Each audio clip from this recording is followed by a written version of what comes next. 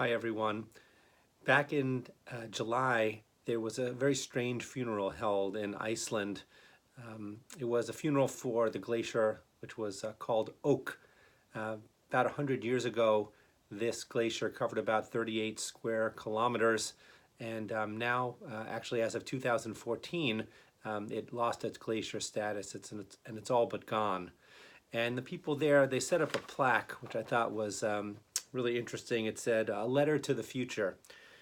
Oak is the first Icelandic glacier to lose its status as a glacier. In the next 200 years, all our glaciers are expected to follow the same path.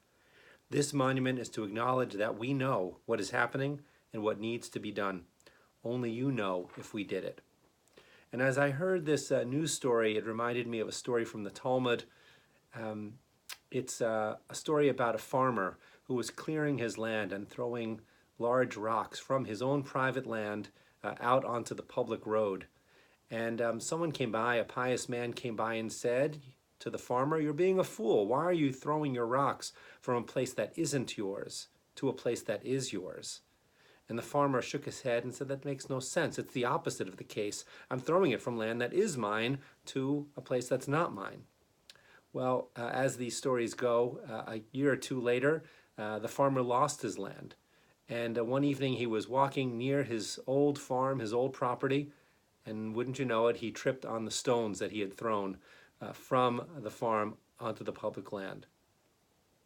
I think the idea is clear, but just in case it isn't, the idea is that what we share is something which belongs to us, something which we have to take responsibility for, something which we are not to ruin.